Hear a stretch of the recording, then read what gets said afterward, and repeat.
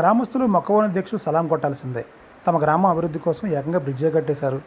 నెల రోజుల వ్యవధిలోనే ఇదంతా జరిగిపోయింది. తమ ఇబ్బందులు గమనించి తలా ఓ చేయి వేసుకొని సొంతంగా ఓ పాత్వే బ్రిడ్జ్ నిర్మించుకున్నారు. ప్రభుత్వ అధికారులను, నాయకులను ఆ గ్రామాన్ని ఎందుకు పట్టించుకోలేదు? అసలు ఎన్ని సంవత్సరాలుగా ఇబ్బందులు పడుతున్నారు? ఈ బ్రిడ్జ్ నిర్మాణానికి ఎంత అయింది?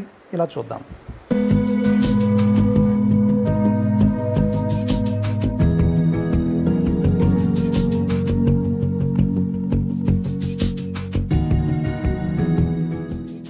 ఆ గ్రామస్తులు చందాలు వేసుకున్నారు. చిన్న బ్రిడ్జి నిర్మించుకున్నారు. శ్రీకాకుళం జిల్లా ఇచ్చాపురం పట్టణానికి కోతవేడు దూరంలో ఉన్న మేజర్ పంచాయతీ బూర్జపాడు మండలం ఇది.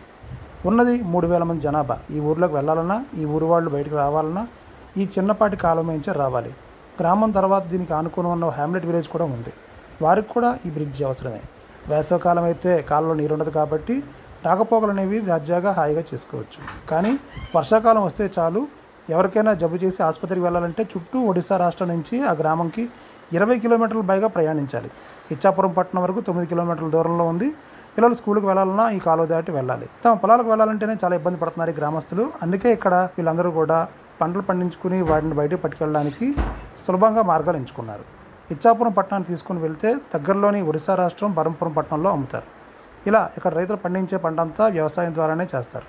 అలాగే వ్యవసాయ కూలీలకు భోజనాలు తీసుకుని వెళ్ళాలంటే కూడా చాలా ఇబ్బంది పడుతున్నారు. కూలీలు రావాలన్నా ఇబ్బందే. దీంతో ఈ 4 లక్షలు దాదాపుగా 5 లక్షల వరకు చందాలు వేసుకొని పాత బ్రిడ్జిని నిర్మించుకున్నారు.